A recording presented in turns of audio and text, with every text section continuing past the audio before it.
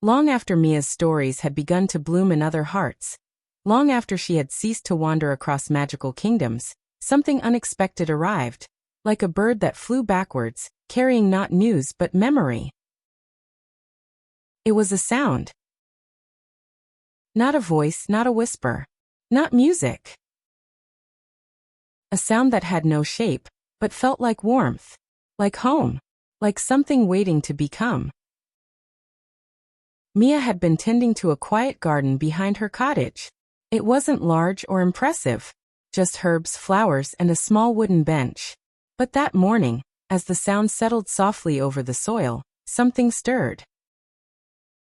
The earth responded. From the ground rose a new shoot, not one she had planted, not one she had known. Its stem shimmered faintly, and its leaves hummed as they unfurled. Mia leaned in. The plant was singing. She could not hear it with her ears, but she felt it through her chest, like a string in her ribs gently plucked. It wasn't melody or lyrics. It was something older, something elemental. "What are you?" she whispered. And the garden answered. Not in words but in growth. That evening, she wrote in a fresh notebook. Some seeds are sown not by hand, but by sound. The next day, another sprout appeared. This one bloomed instantly into a small blue flower, its petals shaped like tiny curled ears. As the wind passed over it, it echoed the laughter of a child. And then more followed.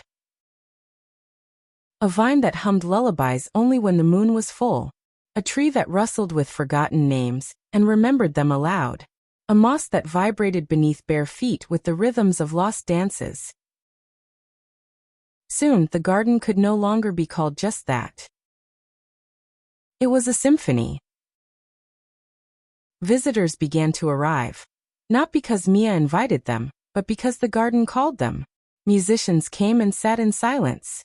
Poets wept before saying a word. Children lay in the grass and let the sounds braid their hair with calm.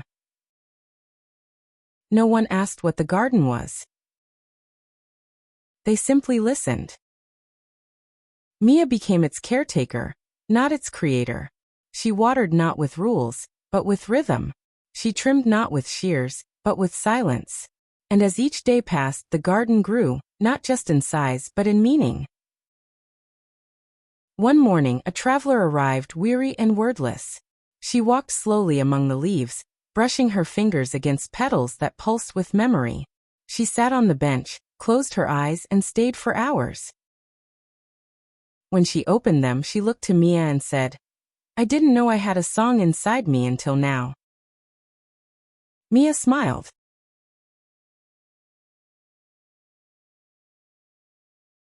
"That's because you were never taught how to hear it." The garden had become something more than a place. It was a reflection, a reminder, a resonance. And still it kept growing.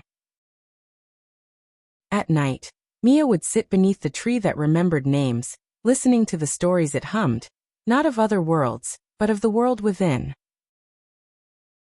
The garden had no fences, no signs, no rules. Only one path led in, and that path was made of sound. So when the winds shifted, and a new song carried itself across the land, Mia knew. A new story was coming. Not one she needed to write, but one she would grow. Because some stories begin not with words or images, but with the quiet courage to listen deeply and let something beautiful grow.